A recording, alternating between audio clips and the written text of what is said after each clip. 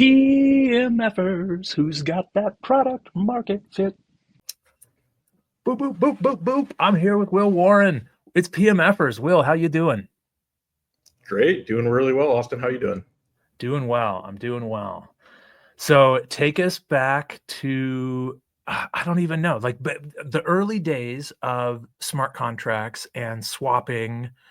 What did we have before 0x? Was it like Ether Delta or something like that? Is that like the go-to way you would swap? Yeah. So when Amir and I started working on 0x together, this was October 2016, and we were interested in building a way of creating tokenized options. And at the time, we kind of just assumed that decentralized exchange was like such low-hanging fruit and such like a obvious necessary use case for Ethereum that like someone else would go and build that and we could focus on tokenizing these options tokens. And yeah, it turns out that like at that time like no one had done it, like no one had built a decentralized exchange. And so I think we basically went down the same path that a lot of other projects ended up taking, which was like, okay, well, we need a decentralized exchange in order for our use case to become possible. And so let's just go and build that decentralized exchange because it doesn't exist yet.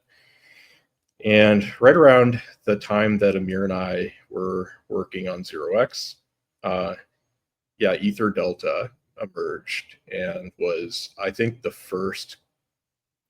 was the first decentralized exchange on Ethereum that had meaningful traction and product market fit to the extent that it was possible to do that at that time. And yeah, one of the things that kind of occurred to us over time, it wasn't like some sort of, I don't know. Like, aha, it just happened. Yeah.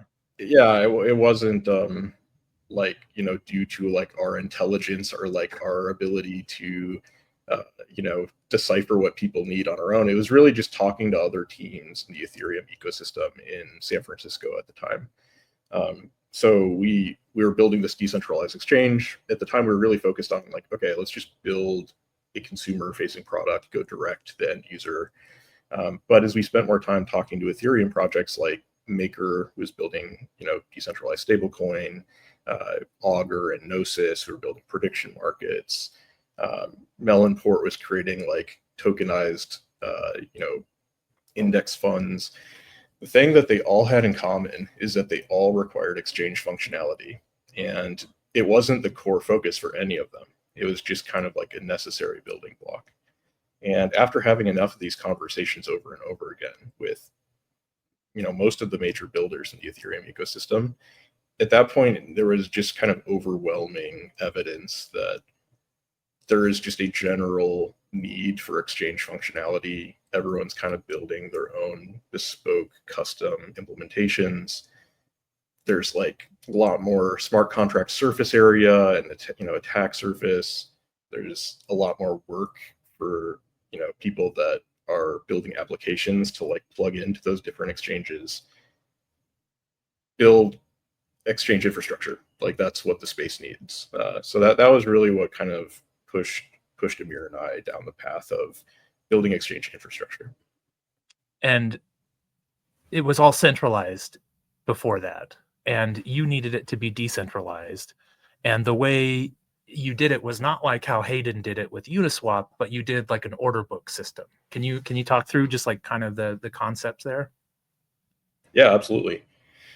Yeah. So at the time when we first were working on 0x, first thing we did is like a survey of the different potential techniques for building a decentralized exchange, different types of architectures that could exist. And in 2016, there were a few different ideas kicking around. One of them was like state channels. And the idea was kind of like Lightning Network on Bitcoin. There's a way to create like much more scalable channels, and you can exchange within those channels. That didn't end up going and fulfilling kind of that use case. There were also people talking about things like AMM type mechanisms. So I remember in 2016, like I think the first people in the 0x Slack channel that we still use today was like, it's like Fred Ursum and Vitalik and a bunch of early folks from the kind of Ethereum community. And Vitalik was very strongly advocating for basically like a constant product market The maker. constant product AMM. Yep. Yeah. And you guys said, And no, so, Vitalik, we're going to do it a different way. yeah, exactly. Yeah. Said like, yeah, like it's, you know, markets are really adversarial and competitive, and the idea of you know, this pricing mechanism that sits on chain and people kind of interacting with it through a public channel, it didn't seem like it was necessarily the path forward at the time.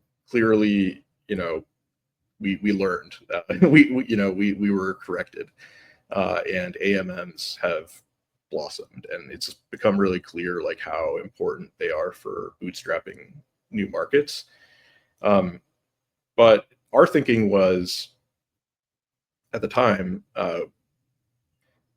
we were essentially building something very similar to Intense. It was these off-chain orders that are cryptographically signed off-chain. They can be passed around off-chain, and then a counterparty can take this cryptographically signed limit order and they can fulfill it and on-chain. And the idea is that like blockchains are extremely inefficient networks. Tens of thousands of computers all over the world are processing every single transaction. Same exact thing. Yeah. So block space is extremely important to protect, and you should only be, you know, doing things on chain when value is being transferred between counterparties. You don't want people posting limit orders on chain if they're not actually going to end up being filled. And so, yeah, our approach to building a decentralized exchange was these cryptographically signed off-chain orders. They're settled on chain through a smart contract. And these orders can be, you know, they're really like a primitive. They can be used to, you know, exchange with someone peer-to-peer. So you cryptographically sign a message, you send it to your counterparty, and they trade with you directly. You could use any sort of messaging channel for sending that order. Or you could organize these orders into the form of an order book, where you kind of put them in, organize them according to price, time, priority, or according to price rather. And you could also create like RFQ type systems where a market maker. RFQ? Yeah, so it's like a request for quote system. Okay. And a request for quote system, you know, when you're looking to do a swap, you put out a request, and not only do we go and scan all of the AMMs, but you know, a professional market maker might respond with a quote that's just for you in that very moment in time. And so RFQ is just a way of, you know, taking these off-chain cryptographically signed orders, creating it just in that very moment a user wants to trade, and yeah, it's like a very short-lived type of order. So yeah, that was kind of the approach. We don't want to be ultra opinionated. We want to create kind of like a primitive that allows people to exchange in any kind of way that they want. And yeah, put it out there and let developers kind of create whatever they want to create with it. Amazing. Okay. And if you out there are a developer, you should build your own prototype order book system just to learn how this all works. But getting sort of a maker to sign something and then a taker to take that and put it on chain and have the thing. And like you said, it's like an intent system. You know, I will give this amount for this amount of this thing, and then some timeout that says after this time it's invalid. And if you turn it in this amount of time and you make sure those tokens go to me and these tokens go to you, then it all settles on chain. And that's the only thing that goes on chain, is that moment when that signed message goes on and everything is exchanged. Nothing has to go on chain before that. And there's also not any reserves. With an AMM, you have to have all these reserves everywhere, right? In this case, there's not the reserves. There's just this kind of maker-taker system that has to happen.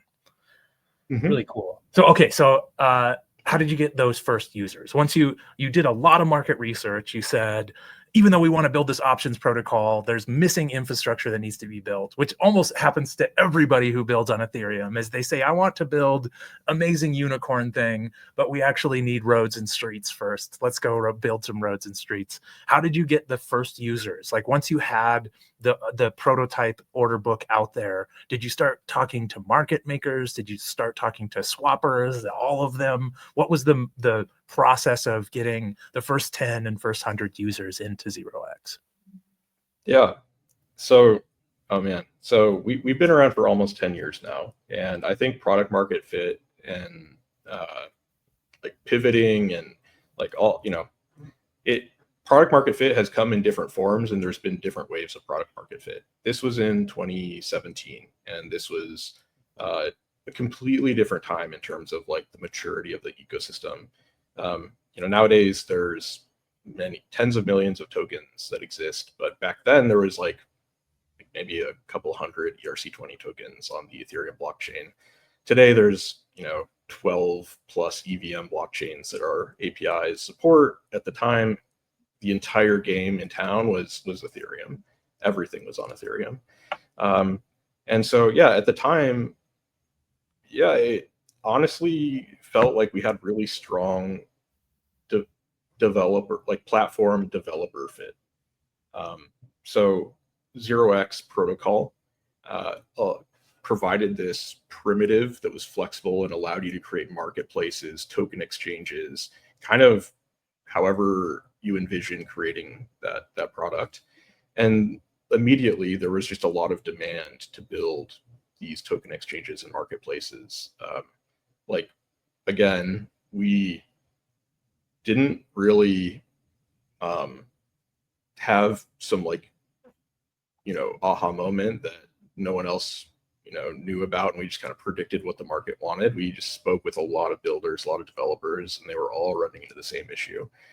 There needs to be a way to swap tokens. There is a lack of infrastructure to do so, and there's a lot of demand to try and build a business on top of Ethereum. And so, yeah, like pretty immediately after we launched the first version of 0x protocol version 1, and this was in, I think, August of 2017, there was already on day one a number of different consumer products that were live on top of 0x protocol, including like Radar Relay and Paradex, which went on to be acquired by Coinbase, and a ton of like really awesome, kind of grassroots projects that people were creating, different order book exchanges. Yeah, we talked about what we were building. We talked about the problem we were trying to solve. It was a problem that a lot of people were interested in. So yeah, I guess product market fit kind of fell into place at that time. Now, in terms of, we had developer platform fit. So our protocol. This isn't end users using this. This is like a kind of middle layer of developers that were your users. Exactly right. Yeah. And, while it felt like, wow, well, you've built something useful, there's a lot of people that want to create products on top of 0x protocol. Yeah, it was like just a different time. It was challenging, I think, right around the end of the ICO boom. So there was a bunch of teams that created consumer products to swap tokens on top of 0x protocol. But our success was kind of dictated by their success. Mm-hmm. And yeah, like as an organization, our mission is to create a tokenized world where all value can flow freely. Like that is, we're a mission-driven organization. That's what our priority is. And yeah, like I think one of the important early lessons for us was that you need to be able to have control over your own destiny as a team, whether you view yourself as like a company or if you view yourself as like a core developer team. You have to have control over your own destiny. And that's just not something that we had in the first few years of 0x. Our adoption of 0x protocol and people building interesting products on top of 0x protocol was completely handled by other teams. And one of the challenges is that the teams that are most successful when building a consumer product on top of our exchange infrastructure and on top of 0x protocol, there wasn't really an incentive for them to continue to use the infrastructure that we built. And so, yeah, like I think in 2018, we had decent developer platform fit, or protocol developer fit. But one of our biggest developers, DDEX, they had pretty big user base. They were like one of the most used 0x protocol, exchanges. They forked 0x protocol and, kind of moved their entire user base onto their fork of 0x protocol. And they launched a token for their protocol. And, we were just kind of like very disappointed because we had been working super hard to try and like help them be successful and to try and build this infrastructure for them. And so that, I think that was like a pretty powerful lesson for us, that like you can get developers to use your tools. But if they're really good, the developers will steal your tools. Is that where you're going with that? Well, yeah, there isn't necessarily an incentive to, stay play on a nicely platform once you've kind of gotten all the benefit from it. Yeah. So, what would you have done differently now that you know all this stuff? Like, would you when you're building an open source system and you don't want it to be forkable, you try to make it as free as possible. If you put in some weird fees, then that's when people are worried about getting forked. But is there anything defensively you could have done that still fits with the ethos of open source and decentralization that could have helped your business, not get vampired, I guess? Yeah. Well, I would say there probably were things that we could have tried. I do think there's a lot of tension in the crypto space, like platform on platform on platform, layers and different incentives. There's like, typically a little bit of like a adversarial type of relationship at times. I don't know that there's much we could have done other than what we ended up doing, which is we shifted our focus from being 100% focused on building this open source protocol and infrastructure, and building out like a decentralized governance system around it.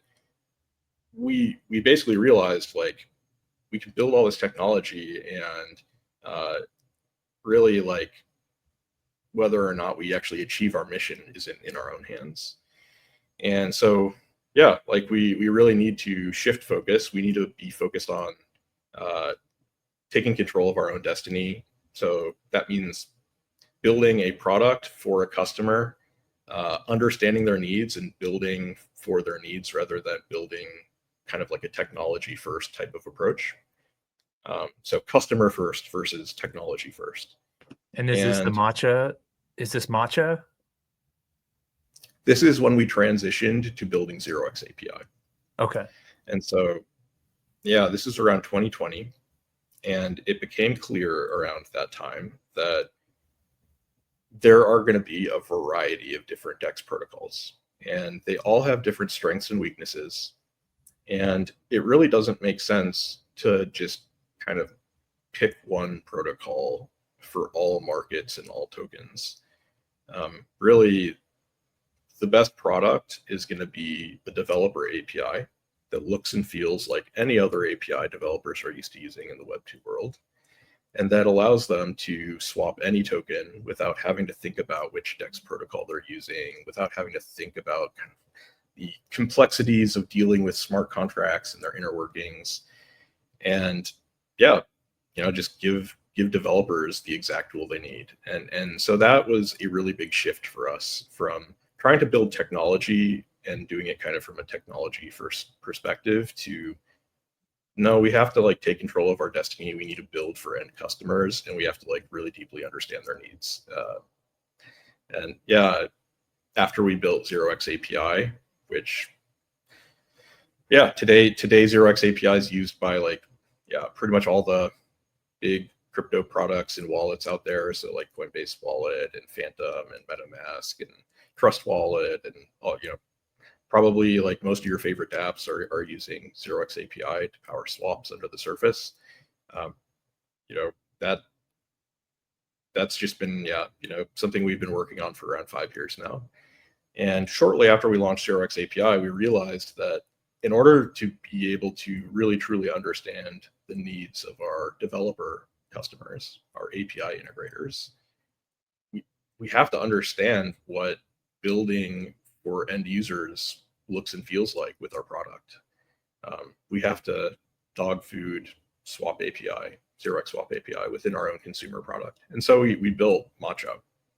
That's where Not Matcha just comes from. Okay. So Yeah. there's even a layer of the API. It's like 0x and then 0x API and then Matcha. And what you're doing with each of these stacks is understanding and not just being the infra, but understanding your customers and your customers' customers and what that feels like. Sorry to interrupt, just saying that out loud. Yeah, no, that's exactly right. Yeah, we kind of gradually worked our way further and further up the stack, closer to the end customer. Finally, with Matcha being our consumer product, and yeah, I don't want to say that we just built Matcha because we wanted to dog food our developer APIs. Like, it was also part of our mission. Like, we want to make tokens accessible and easy, transparent, to swap at the best price. And so, yeah, that we'll make that happen with our own consumer product. It's awesome. And too. yeah, I I guess. love Matcha. Oh, thank you, Austin. One of my favorite swappers. So, okay. So what about this process of coming up with these? It seems to me like your ideas come from almost like the obvious thing that surfaces when you go kind of truth seeking. You go talk to a bunch of people and you say, what is going on here? And then you realize there's this thing that people need, so you build it. And then it's like, well, we go and we ask everybody, and it feels like this is the thing that needs to be built. And this whole time you're moving toward like, if we only build the infra and you can fork the infra, like we don't have control of our own destiny because someone can just take it. We need to build the things that people want to use, but get closer and closer to the end user, so we're kind of in control of the infra. But where do these ideas come from? I mean, I think the answer is just talking to lots of people, but you have to have some process of shower thoughts or something. Like, what is the ideation phase for you and your products? Well, I do think you have to start with like a strong core thesis on what the future looks like. And that's been something that we've had ever since the beginning. Like Amir and I, yes, we're building kind of infrastructure for, creating options around other tokens and exchange. But really our core thesis since day one has been all forms of value will end up tokenized on public blockchains like Ethereum. There's going to be billions of tokenized assets, traditional assets, stocks, bonds, startup equity, all the way to things that are really abstract like video game items. And, back since 2016, like that was Amir and I, that was like 100% conviction that that's what the future looks like. And so how do we help accelerate that vision and make it a reality more quickly? Well, yeah, if there's going to be billions of tokens, the token creation is just going to happen. Like we don't need to create tokens. Everyone's going to create tokens. But what is missing is a way to really easily, acquire and sell those tokens. And I think that's just been like a thread through everything we've done over the last 10 years is, having really strong conviction around what the future looks like. Everything's going to be a token. And then thinking about how our products can, help eliminate the complexity of accessing tokens, whether you're a developer using 0x Swap API or if you're just, an end user using Matcha. And everything is a token and everything will be tokenized. In 2025, I feel like Jesse from Base is saying the exact same thing you were saying in 2018. Is that right? Like, do you still see the same future of everything will be tokenized? Oh yeah. I mean, yeah, it's happening. It's happening. It's happening right before our eyes. Like, I'm pretty sure USDC and USDT are like some of the largest holders of US treasuries in the world at this point. And like, you know, at the time it felt very out there, I think, to talk about maybe, but I think everyone's on board. I think there's pretty wide consensus. Everything's going to be tokenized at this point. It's happening, and you know, we're all going to be a part of making it a reality. So these ideas come from a need, from talking to people. You sort of paint a picture of the future that you think and how high conviction you have of it, and then you start imagining products that might live in that future, and then you go talk to a whole bunch of people and see what is the thing they need, and then you come up with the idea that's probably the thing you should go for. You come up with a roadmap, you start working on it. How do you go about validating the idea once it's in motion? Yeah, that's a good question. I mean, it's always going to be situational. Okay. I think that it's also hard to, in the crypto space, I think it's really hard to get a clean signal on product market fit. The reason is because there is so much inorganic activity in the space that it adds noise to the signal to a point where it can be, you can get really mixed signals. You can get, you know, some sort of indication that you have a ton of users and lots of folks are trying your application, and it can just be basically people anticipating an airdrop or trying to farm in some way. And so you have to not be naive, and you know, you can't, got to stay humble, got to always, like, yeah, true seek,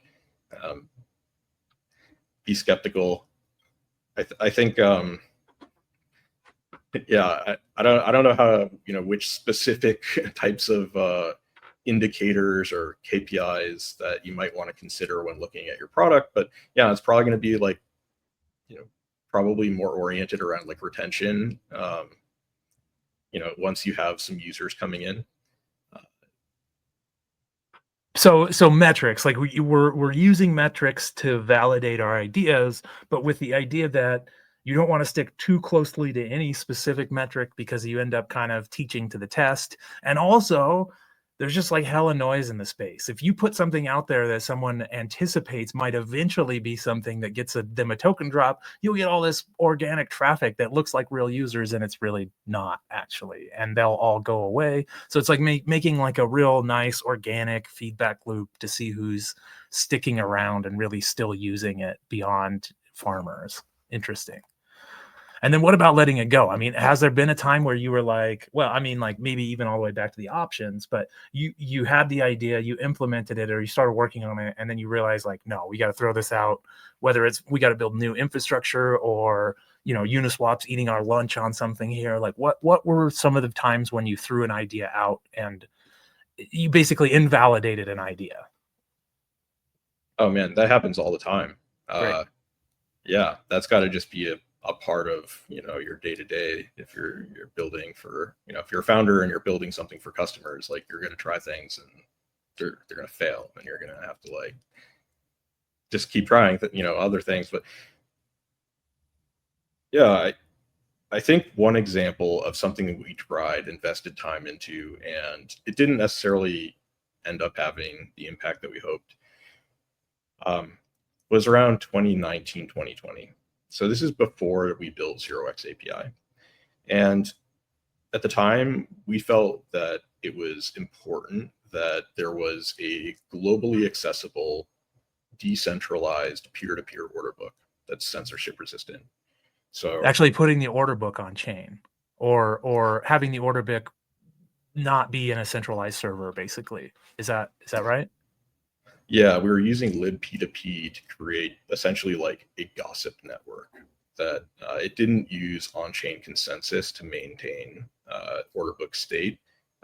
It would, you know, just be a set of these cryptographically signed orders, and each person running one of these mesh nodes. Kind of like a mempool, like a peer-to-peer mempool kind of thing. That's exactly right. Yeah, it was like Cool. a peer-to-peer mempool for limit orders.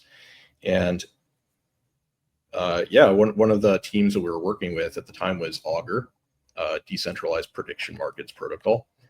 And the feeling was that there needs to be a censorship resistant and distributed way of having markets function, for Augur specifically. Like decentralization is a necessary component. And we built it, and it worked. You could actually run a mesh node, so like a decentralized order book. You could run it in your browser, actually. Cool. And what we found is that over time, we were kind of one of the only teams that was continuing to host and run a mesh node. And people didn't really want to run their own decentralized order book node. They just kind of wanted us to host it and just serve it to them. And I think that was like one of the learnings. We built this really elegant decentralized order book using libp2p. It was like a really cool piece of technology, really, I think, aligned with like Ethereum's ethos of permissionlessness. And ultimately, it didn't pan out. People just wanted an API. And that was, I think, one of the big learnings for us is like, you can't build technology first. You have to build customer first. This is such a good learning, and it's such a hard thing in our ecosystem where the ethos really is like different than a very capitalistic ethos. And it's so hard to be ethos driven, but still have product market fit and earn, revenue. Oh, okay. So Yeah, this I is just a mean, tangent. No, go ahead. even without having like a strong ethos or a strong set of principles, building a successful business is really hard, and a lot of it is based on timing and luck. And I think you can't put ethos over customer needs. Like, it just isn't. It's not going to work out. So let's talk about that tension of customer needs and the ethos of Ethereum. And as time goes on and people lean more towards customers, is Ethereum like losing its ethos? Or I feel like Ethereum is solidifying itself as kind of like this global settlement layer that can't be tampered with. And maybe it doesn't even have an ethos and doesn't need an ethos because it is this dry thing that just does what it does. But do we get farther from God or farther from the ethos as we start to get more customers and product market fit? Yeah, I mean, there's going to be tension. We're seeing it. I think that's been like the story of the last maybe 18 months has been, I think Solana has been, their ethos is different. Their ethos is like, let's build the most performant, seamless, distributed database for transactions, blockchain, for transactions, and like, let's focus on the end user experience first. And Ethereum has taken a different approach, which actually is initially what attracted me to Ethereum, is the ethos. And like, we have this global financial network, and anyone with a laptop can run a node. Anyone can participate in network consensus by staking. Like, these are very important, I think, design principles for Ethereum, and they don't feel important until it's obvious that they're important. So yeah, there's tension there. I think the Ethereum Foundation and all the folks that are building Ethereum, it's a tricky position to be in. Like, I think we gotta be pragmatic, but we shouldn't abandon our principles. It's good that Solana is filling a different niche than Ethereum is. It's good to have different approaches. So with that kind of Solana stuff, it seems like they're doing a great job accelerating too. Like, they're really making a platform for app builders to, and I don't mean a platform to run on, but I mean a platform to show off what you have. They have all these like super team engagements. What does an Ethereum accelerator look like to you? If you were restarting right now, let's just say you're like a just a crypto millionaire that wants to make an Ethereum accelerator be successful. You're not trying to swap or have tokens be the thing of the world. What you want to accelerate people, and you want more people like you to build. What kind of a structure would you build? Would it be like everyone gets their own personal token and a percentage of that goes back into the accelerator? Like, can you build a YC on chain, or is that not even the method? Like, what in your mind is this accelerator, or something that could be an Ethereum accelerator, or what is it even shaped like? That's a good question. I think, honestly, the best accelerator is working at an established company in the Web3 space. One of the things that I'm super proud of for 0x is all of our alumni who have gone on to build incredible products and companies in the space. And I think in a lot of cases, the inspiration for the startup, whether it, so Phantom Wallet was created by, our teammates on 0x team, they spun out and they built Phantom Wallet. Similarly with like a number of different startups from our alumni. And I think inspiration for a lot of those startups came from working on hard problems at kind of the bleeding edge of exchange and working with the EVM. There's I think not really a better way to identify opportunities to solve a hard problem that's unsolved than, working at like a 0x and getting to get really deep and hands-on with the entire stack. This is really good insight, that I think that as we're thinking about accelerating people, or we're thinking about people that pop out of the build guild, what are successes? And like kind of like a tier 1 success is someone going to work at an established place. And a tier 2 is like they create their own product. And we've always sort of seen those as mutually exclusive. But what you're saying here is they're definitely not mutually exclusive. And getting someone to go work at a 0x or an Aave or a Uniswap is actually the best next step for them in becoming a serious product creator, because what they need is a bunch of people around them that are working super hard, that are working on super hard problems, that are just like really serious people with really serious devotion to the thing they're working on. And then in that environment, new problems start to come up that the team doesn't want to focus on, but they could go work on that. And this is really cool. Okay, this is like definitely not something I've thought a ton about. I've always kind of saw those paths as separate, but definitely not. Like, us getting people hired at these companies might lead to more products getting created, and it hasn't been something we've thought, or that's a way we've thought before. That's really cool. Yeah, I mean, I think it's definitely the case. There's like a little 0x mafia, but like looking back earlier, like Coinbase, I think was yep. the first example of sort of the most trusted established company in the crypto space, just breeding a massive wave, multiple waves, generations of founders in the crypto space that have gone on to do incredible things. There's so many examples from Coinbase, it's hard to even mention them all, but yeah. We'll shout out Bounty Caster. That's a one. Yeah. Bounty Caster, yeah, Farcaster. There's so many. Yep.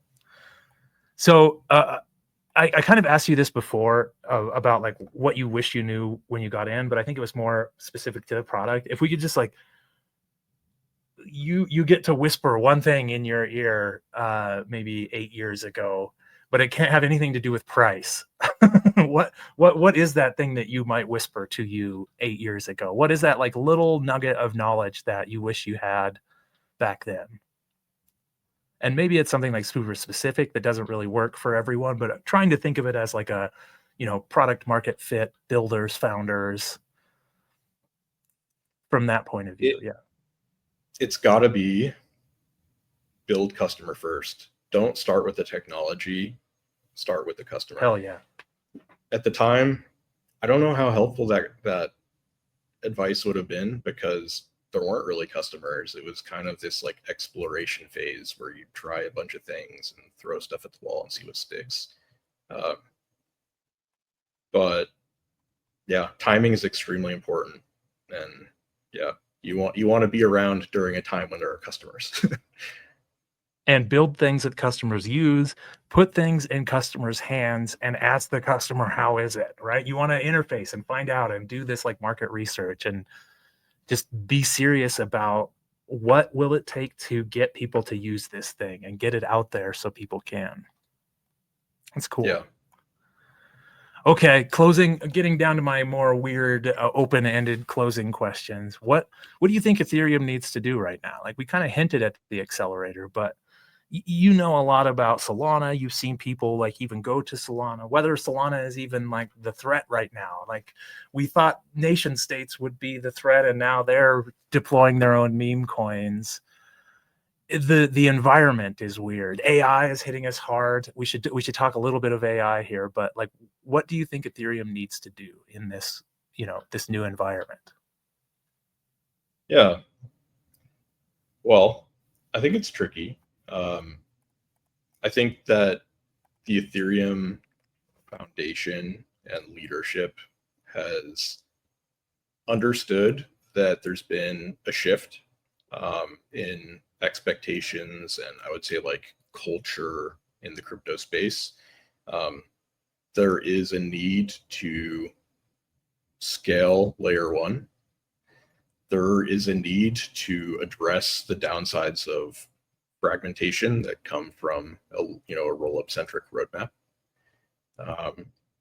And yeah, I think, taking on a bit more of like a wartime mindset, I think will help the Ethereum Foundation community. I don't think the Ethereum community should abandon its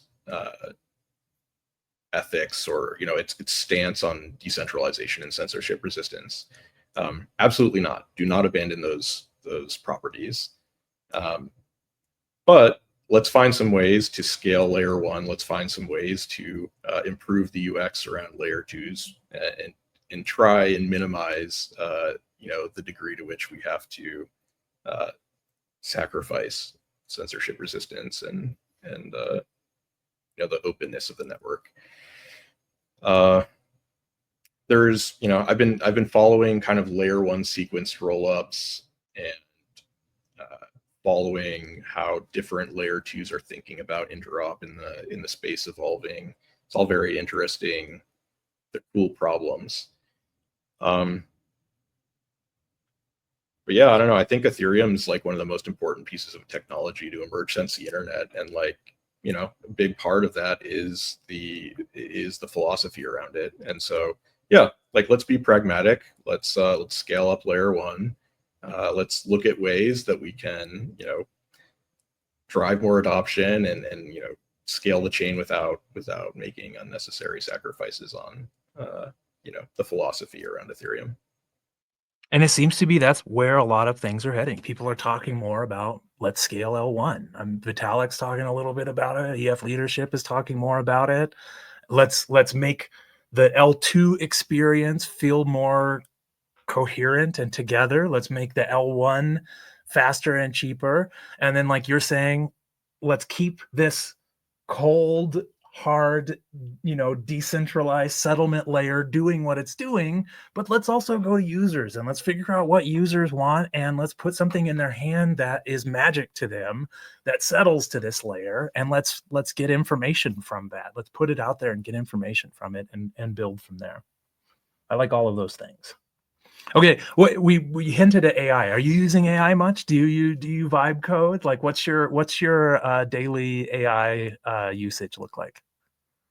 Mostly for just asking questions. It's sort of starting to replace search for me. Yep. I have asked it to scrape some data for me. Unfortunately, yeah, OpenAI, when I last tried to do it, wouldn't allow me to scrape information directly from websites. But yeah, I don't know. I've mostly been like following a lot along from the sidelines, kind of lurking, and a lot of my teammates are finding ways to use AI. I definitely think that it's the way that we increase the efficiency of remote organizations massively. Uh, yeah, finding ways to kind of distill down the most important information within the organization and distribute it. But yeah, I think that's a bit of a work in progress.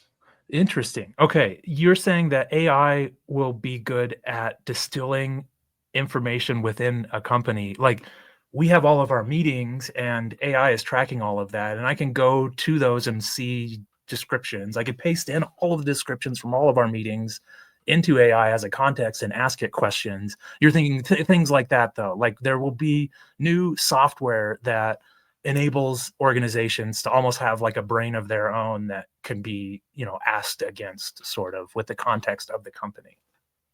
Exactly right. Yeah. I think it'll make it a lot easier to allow the right information to flow through the right channels for an org, a remote org specifically.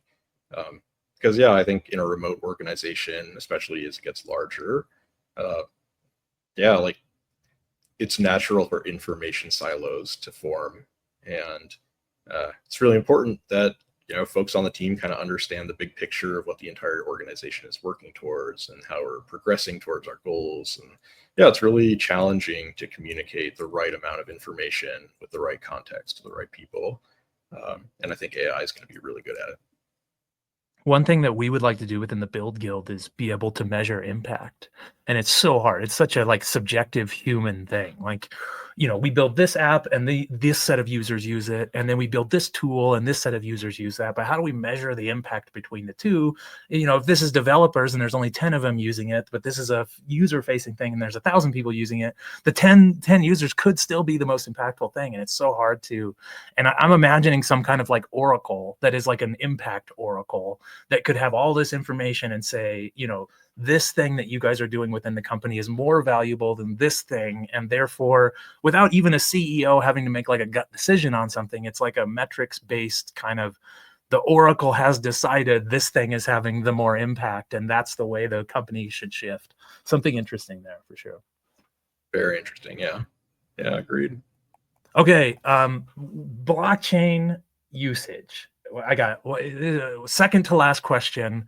Is blockchain only for financial apps? What kind of things do you use blockchain for? Let's say that you are a very proficient Web 2 developer and you're looking at blockchain right now. What kinds of things do you build on blockchain? I am definitely biased. In my view, blockchains are just a substrate for representing ownership and movement of value between parties. And that's what it is. Like, it's all about keeping track of ownership. And in my view, tokens are the killer app for blockchains. What types of tokens? Every. People are gonna try building applications and use cases for tokens that don't make any sense, but they're going to be cool experiments. People are going to build things that are genuinely useful and help reduce inefficiencies in the global financial system. And people will build things that are just fun and entertaining. And I would say if you're just starting in the space, you probably want to start building some fun things. Follow Build Guild tutorials and create some cool stuff. Once you're done with that, well, you're never done with that. Always learning. That's right. But next step is join a company. Like, join one of the companies that are working on hard problems in the Web3 space, and where you'll be close to the customer. It's really important to be close to the customer, and then at that point, you'll learn a lot more about what types of use cases haven't been fully satisfied, and where there are opportunities to really solve a problem in a meaningful way and build a business around it. If that's your goal. It might not be your goal to build a business around it. Even if you're not building a business, build something that people use. I think that's our target here, is trying to build something that people will actually use on chain. And it's just super hard. Being close to the customer is good advice. This is a lot of good stuff here. Yeah, it is a bit Okay. saturated. Yes, that's true. There's a lot of competition. There's a lot of people. How many times have Unis? You said that like you didn't. How many times did Uniswap get forked? Though Uniswap has been forked over and over and over again. It's terrible. You guys got forked a couple times, by basically one of your biggest users forked you, and yeah, that's too bad. But building an open source, I don't know how to align those incentives better as we start to create these incentive structures and thinking about what would an on-chain accelerator look like. All of those things need to be like written into the code somehow, and I think that's just super hard. Yeah, Okay. I agree. Last question. First of all, before the last question, I want to do a shout out for when I was looking to get into the space. I scoured looking for YouTube videos of how to get started building. And Jordan Lay and you, like, I think you were already building something. I've told you about this many times, but I have to say it out loud for everyone. Jordan was wanting to do just like a how-to video, and I think you had already built some things. And this is kind of in the truffle days. And I think what he did is he just like sat down with you and you guys had some cameras going, and then he just asked you questions and he built cool things. You remember that video though? It was so good. It like that was the kind of like the thing that taught me so many things, but also inspired me to make a bunch of videos that teach people how to build things. That's crazy. If it, played some role in inspiring you to create videos, it's crazy. Yeah, I mean, I think I don't know if it holds up. Like, I'm not sure if that video holds up, but yeah, we were definitely digging into smart contract code and stuff back in the day. Yeah. I mean, the coolness of it, and like Jordan was intrigued. Like Jordan was like, that's so badass. Like, so what he did was, I think he spun up an AWS server and he said, oh, we're going to do everything from this AWS prompt. And you guys did things like bring in libraries and send transactions and compile down a smart contract for the first time, and getting to see the bytecode and seeing all, just like being able to see it, and then have like this disinterested third party like Etherscan, and being able to go there and show that like this stuff that you're doing in the console is actually putting this thing out there that will be out there forever, and here's the code for it, anyone can see it. But anyways, okay, last shout out for that. You're carrying the torch now. It's Yes, build. I'm trying. Y'all are carrying the torch. And we'll pass on the torch to the next person too, for sure. But yes, thank you for laying the groundwork there and educating us early, so then we can go on to educate more folks. Happy to do what I can. All right, last silly question is, what is your superpower? That's tricky.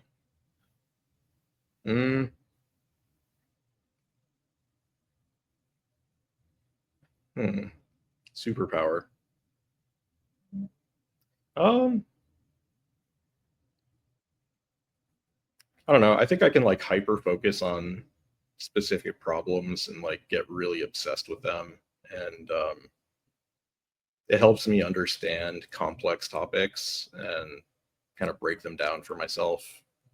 I don't know if it's a superpower, but I do feel like it's something that I feel like has been helpful for me in the past, is to be able to like get obsessed with the problem and like hyper focus on it, and like try my best to become as much of an expert as I can. But it's really hard to do that in the crypto space, just given how many different topics and the breadth of the topic. And this hyper focus, this this obsession doesn't have to be with a single problem, but it could even be you're obsessed with the tokenization of the world, and each one of these like small skirmishes you fight in that overall war is the thing that you're obsessed with. But I think obsession is a superpower, and I think being locked in is something that 99% of the people in the world just can't do sometimes. Like I think that absolutely is a superpower. Yeah, I mean, maybe it should be reframed as like passion. Like, yeah, I think that you have to be just really passionate about the technology and the space and the philosophy, and things like Solana versus Ethereum. Like, you shouldn't let that upset you. You should just look at it with curiosity and an open mind. And I don't know, just being passionate about the space, the use cases, the long-term potential of the technology, how it's going to help people. I feel like that is a superpower that, you know, is helpful for anyone joining the space. You know, be passionate about it. Don't just join it because you think it's a way to make a bunch of money or something. And people join for the money and stay for the ethos, and that's okay too. Like, but Yep. you're gonna have to be very passionate, and at some point it's just gonna be you alone saying, what am I doing with my life? And if you're not just like personally locked into getting it done, you're probably gonna fall off at that point. Yeah, agreed. Okay, thank you very much, Will Warren, our PMFer of the day. Thank you for PMFing. Keep PMFing, keep building. Thank you, Will. Thank you, Austin. Appreciate it.